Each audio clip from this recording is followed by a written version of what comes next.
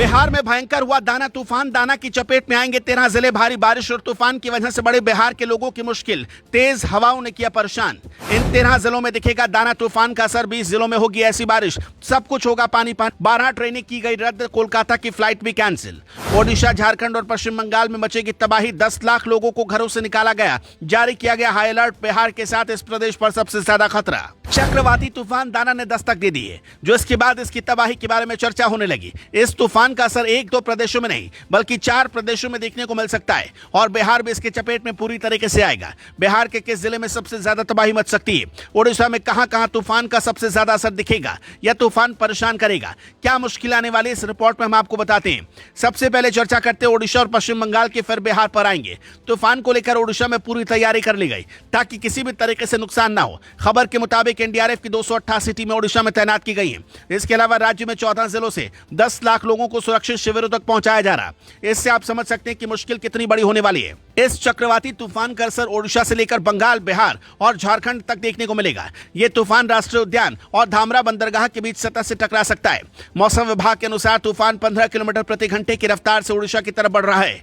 बंगाल की खाड़ी से उठने वाला समुद्री तूफान दाना पश्चिम बंगाल के तट से टकरा चुका है, जिसका असर बिहार के 13 जिले भागलपुर, बांका, जमुई, मुंगेर, शेखपुरा, नालंदा, जहानाबाद, लखीसराय, नवादा, गया, कटिहार, पूर्णिया, किशनगंज में दिखाई पड़ सकता है।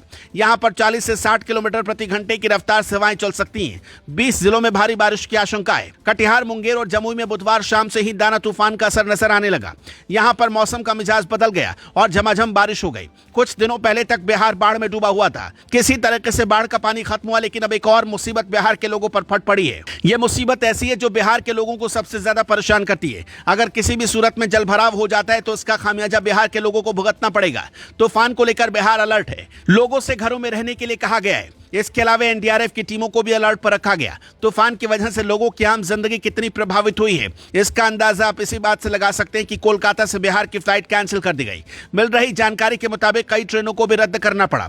साउथ ईस्ट रेलवे के एक अधिकारी ने बताया कि तूफान के चलते साउथ ईस्ट रेलवे जोन से गुजरने वाली 150 से ज्यादा एक्सप्रेस और पैसेंजर ट्रेनों को रद्द कर दिया गया। ये ट्रेनें 23 से 25 अक्टूबर के बीच चलने वाली थी। हालात को देखते हुए और भी ट्रेनों को रद्द किया जा सकता है। साउथ ईस्ट रेलवे जोन में पश्चिम बंगाल, ओडिशा और झारखंड राज्य आते हैं। इसका सीधा सा प्रभाव दिवाली पर घर जाने वाले लोगों पर पड़ेगा, लेकिन भला यही है कि हर कोई अपने घर में रहे। इस तूफान का मजबूती के साथ खड़ा होकर सामना करे ताकि किसी भी सूरत में जान माल का नुकसान ना हो। बिहार के लिए तो वाकई में ये तूफान मुश्किल लेकर आ सकता है। अब देखना होगा क्या कुछ होता है, लेकिन आपसे भी यही निवेदन है कि घर में रहिए, सुरक्षित रहिए, क्योंकि जिस तरीके से तूफान लगातार बिहार की तरफ बढ़ रहा है, यकीन मानिए भारी तबाही हो सकती है। कुछ दिनों पहले बिहार के लोग एक जख्म से अभी उबर ही रहे थे कि तूफान का भी कहर सामने आ गया। हालांकि इस तूफान का सबसे ज्यादा असर ओडिशा में दिखाई पड़ सकता है।